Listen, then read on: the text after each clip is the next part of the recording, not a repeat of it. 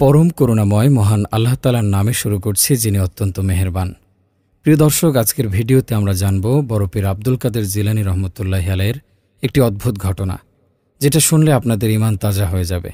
বড় পীর গাউসুল আজম আব্দুল কাদের জিলানী রহমতুল্লাহি আলাইহির সময়ে বাগদাদে এক নারী বসবাস করত। তার একটি পুত্র সন্তান ছিল। এই নারীর স্বামী মারা গিয়েছিল তার সন্তান জন্মের কিছুদিন পরেই। অভাবের তাড়নায় এই নারী তখন অন্য মানুষের বাড়িতে কাজ করে নিজের সংসার চালাত। এই নারীর প্রতিবেশী ছিল বড় পীর আব্দুল কাদের জিলানী রহমতুল্লাহি আলাইহির মুরিদ। সেই নারী খেয়াল করত, যখনই তার প্রতিবেশী ঘরে ফিরে আসে তার মুখে খুবই সুন্দর একটি হাসি লেগে থাকে। সেই নারী ভাবল, আমার প্রতিবেশী প্রতিদিন কোথায় যায় আসে, এমন কি কাজ করে। একদিন সে তার প্রতিবেশীকে জিজ্ঞাসা করল, ভাই, আপনি প্রতিদিন কোথায় যান? আর আপনি যখন ঘরে ফিরে আসেন তখন আপনার চেহারায় খুবই সুন্দর একটি নুরানি হাসি থাকে। এ কথা শুনে সেই নারীর প্রতিবেশী জবাব দেয়, আমি একজন অনেক বড় শিক্ষক পেয়েছি। তিনি কে জানেন? তিনি হচ্ছেন গাউসুল আজম বড় পীর আব্দুল কাদের জিলানী রহমতুল্লাহি আলাইহি। এই কথা শুনে সেই নারী আবারও জিজ্ঞাসা করল, তিনি কে? আমি তো তার নাম কখনোই শুনিনি।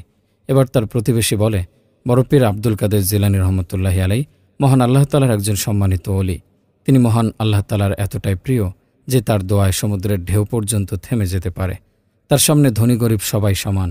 তার কথা এতটাই মিষ্টি যে একবার শুনলে শুধু বারবার শুনতে ইচ্ছে করে। তার চেহারা এতটাই নুরানি যে একবার তাকে দেখলেই শুধু দেখতে ইচ্ছে করে। এবারও সেই নারী বলল, এমন মানুষের সঙ্গে দেখা করাটাও তো সৌভাগ্যের ব্যাপার, কিন্তু আমি তো শুধু সারাদিন কাজ নিয়ে ব্যস্ত থাকি। আমার সংসার চালাতে অন্য লোকের ঘরেও কাজ করতে হয়, কিন্তু আমি একবার অবশ্যই তার মাহফিলে যাব। এই কথা শুনে তার প্রতিবেশী বলে, একদিন তুমি আমার সঙ্গে চলো, তারপর নিজেই দেখে নিও। এরপর অনেকটা সময় চলে যায়। সেই নারী প্রতিদিন তার সন্তানকে নিয়ে সমুদ্রের পাড়ে যেত কাপড় পরিষ্কার করতে। এরপর কাপড় ধোয়া শেষে সে পুনরায় অন্য লোকদের ঘরে কাজে চলে যেত। একদিন সেই নারীর প্রতিবেশী তাকে বলে, এই দুনিয়াবি কাজ তো চলতেই থাকবে, তার চেয়ে তুমি একদিন আমার সঙ্গে বড় পীর আব্দুল কাদের জিলানী রহমতুল্লাহি আলাইহির মাহফিলে চলো, এমন সুযোগ আর আসবে না। এই কথা শুনে সেই নারী সিদ্ধান্ত নিল, পরের দিন সে তার সব কাজ তাড়াতাড়ি শেষ করবে এবং তার সন্তানকে নিয়ে বড় পীরের দরবারে যাবে। তার পরের দিন সে তার বাচ্চাকে নিয়ে বড় পীরের মাহফিলে হাজির হলো। মাহফিলে এসে সেই নারী অবাক হয়ে খেয়াল করল, তার যে বাচ্চা সারাদিন খুবই দুষ্টামি করে, কিন্তু সেই বাচ্চা বড় পীরের মাহফিলে এসে একদম চুপচাপ হয়ে গেছে এবং তার ছোট বাচ্চাটি বড় পীরের কথা খুবই মনোযোগ দিয়ে শুনছে। এরপর সেই নারী আরও খেয়াল করল, সেখানে লাখো লোক বড় পীরের কথা শুনছে এবং কাঁদছে। এরপর সে নিজেও খুব মনোযোগ দিয়ে বড় পীরের কথা শুনতে থাকে। মাহফিল শেষে তার প্রতিবেশীর সঙ্গে সে ঘরে ফিরে আসে। ঘরে ফিরেই সেই নারীর বাচ্চা পুনরায় দুষ্টামি করতে আরম্ভ করে। এটা দেখে সে অবাক হয়ে চিন্তা করতে লাগলো, আমার এত ছোট বাচ্চা বড় পীরের মাহফিলে এতটা চুপ হয়ে থাকে, কিন্তু ঘরে এসে সে আবার দুষ্টামি শুরু করে দিয়েছে। এবার সেই নারী বুঝতে পারল, বড় পীরের মাহফিল হওয়াটাও খুবই গুরুত্বপূর্ণ একটি ব্যাপার। সময় যেতে থাকে এবং সেই নারী প্রতিদিন বড় পীরের দরবারে মাহফিলে শরিক হয়ে নিজের ঈমান তাজা করে ঘরে ফিরে আসে। এরপর একদিন সেই নারী প্রতিদিনের মতো কাপড় নিয়ে সমুদ্রের ধারে যায় এবং সে আনমনে কাপড় পরিষ্কার করছিল, কিন্তু তার খেয়াল ছিল না তার ছোট্ট বাচ্চাটির কী করছে। এরপর সে খেয়াল করে দেখে তার সন্তানটি ভেসে যাচ্ছে। সে তখন দৌড়ে সেখানে গিয়ে তার সন্তানকে বাঁচানোর চেষ্টা করে, কিন্তু ততক্ষণে সমুদ্রের ঢেউয়ের মাঝে তার সন্তান সমুদ্রের মাঝে হারিয়ে যায়। এই নারী তখন চিৎকার করে কাঁদতে থাকে, কিন্তু সে তার সন্তানকে বাঁচাতে পারেনি। এরপর সে চিৎকার করতে করতে তার প্রতিবেশীদের কাছে আসে এবং বলতে থাকে, তোমরা কেউ আমাকে সাহায্য করো, আমার বাচ্চাটি সমুদ্রে ভেসে গিয়েছে, তোমরা তাকে বাঁচাও। এবার তার প্রতিবেশীরা জিজ্ঞাসা করল, তোমার বাচ্চা ভেসে গিয়েছে কতক্ষণ আগে? জবাবে সেই নারী বলল, তাও কম করে 1 ঘন্টা হয়েছে। এই কথা শুনে সবাই বলল, তাহলে তোমার বাচ্চাকে বাঁচানো অসম্ভব, কারণ এখন সমুদ্রে তুফান উঠেছে, আর এই অবস্থায় কোনো মানুষ সমুদ্রে নামার সাহস করবে না। এর উপর সেই নারী বলে, আমি আমার সন্তানকে ছাড়া কীভাবে বাঁচব?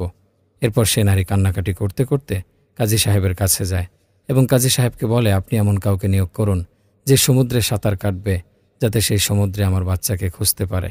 হতেও তো পারে তাকে বাঁচানো যাবে। সে নারীর কথা শুনে কাজী সাহেব অনিচ্ছা সত্ত্বেও কিছু যুবককে নিয়োগ করলেন যারা সমুদ্রে সাঁতার কাটতে পারে। এরপর যুবকেরা সমুদ্রে সে বাচ্চার খোঁজ করতে থাকে, কিন্তু তারা কেউ সেই নারীর বাচ্চাকে খুঁজে পায়নি। এরপর সেই নারীর প্রতিবেশীরা তাকে বলে, এতক্ষণে তোমার বাচ্চা হয়তো মারা গিয়েছে, এখন তোমাকে সবুর করতে হবে। তখন সেই নারী বলতে থাকে, আমি সবুর করতে পারবো না, তোমরা আমাকে বড় পীরের কাছে নিয়ে যাও। আমি তার পা জড়িয়ে ধরে তাকে বলবো, আমার বাচ্চাকে ফিরিয়ে দিন। আমি তাকে বলবো, আপনার ইশারায় আর মহান আল্লাহ তাআলার ইচ্ছায় সমুদ্রের ঢেউ পর্যন্ত থেমে যায়, আর আমার বাচ্চাকে বাঁচানো আপনার জন্য খুব বড় কোনো কাজ নয়।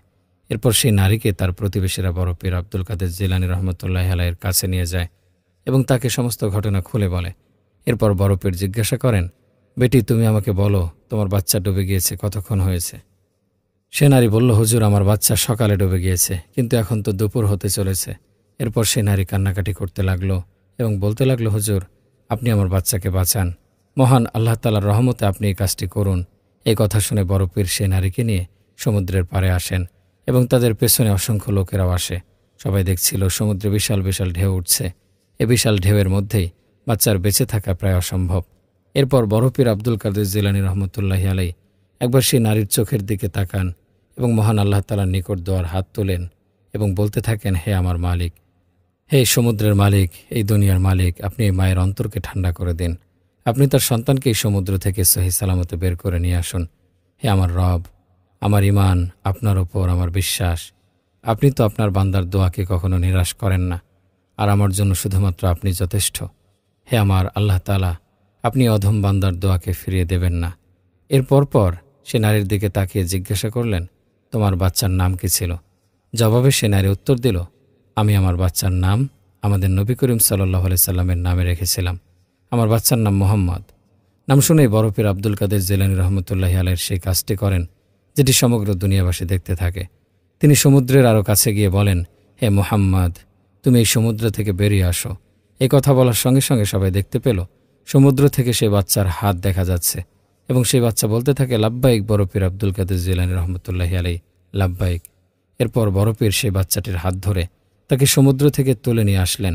এই দৃশ্য দেখে সেই নারীর বিশ্বাস হচ্ছিল না তার বাচ্চা অর্ধেক সময় সমুদ্রে ডুবে থাকার পরেও বেঁচে আছে। কিন্তু সে বড় পীর আব্দুল কাদের জিলানী রহমতুল্লাহি আলাইহির শান দেখে বিশ্বাস করতে বাধ্য হয় এবং সে সঙ্গে সঙ্গে হুজুরের পায়ে পড়ে যায়।